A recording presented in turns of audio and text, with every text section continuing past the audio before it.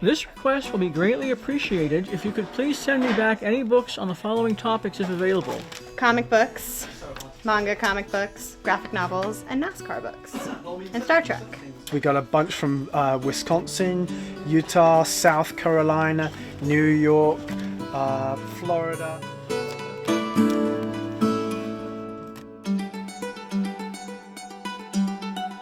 The last few years we've been receiving in excess of about 14,000 requests a year from prisoners all over the United States.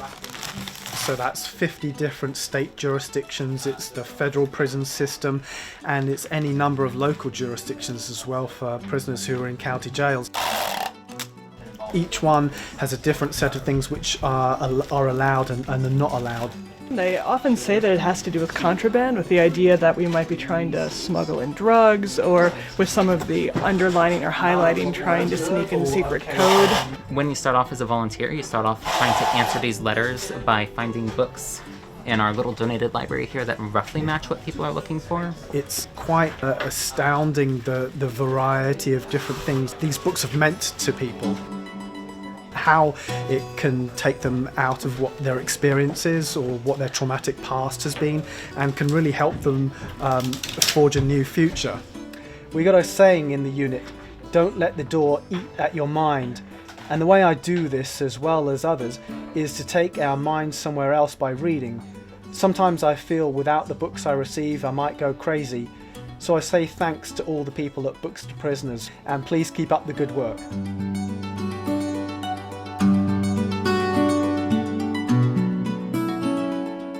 The first time I heard about Hedgebrook, I was in Iowa. I was in grad school at the Iowa Playwrights Workshop. It sounded to me like Brigadoon. It sounded to me like this sparkly, beautiful place that only exists, briefly.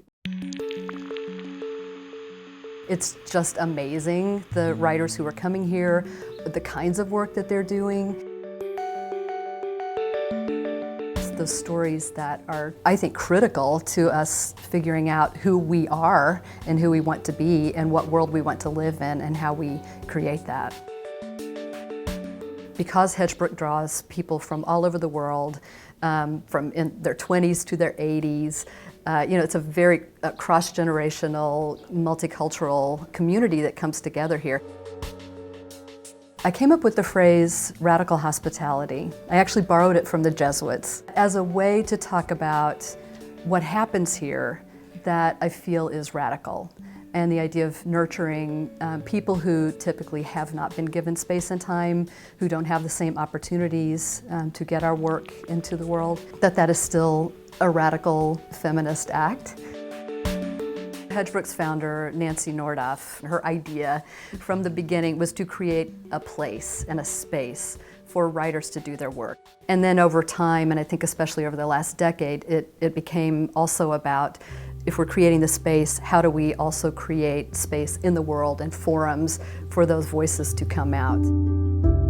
So we started partnering also with Town Hall and Seattle Arts and Lectures and Hugo House and other places where we could bring Hedgebrook writers to new audiences. They may be new writers, new voices emerging in their 20s, in their 50s, but just recognizing these are voices that we need to be hearing from. So I'm a playwright. I came to Hedgebrook as a writer, and I have continued to write and been inspired by the writers I've been around here to keep doing my work. But with playwriting, you have to also be in the room. So I've been able to put several projects on the front burner, and that's what I'll be focusing on over the next year, is just bringing some things to fruition.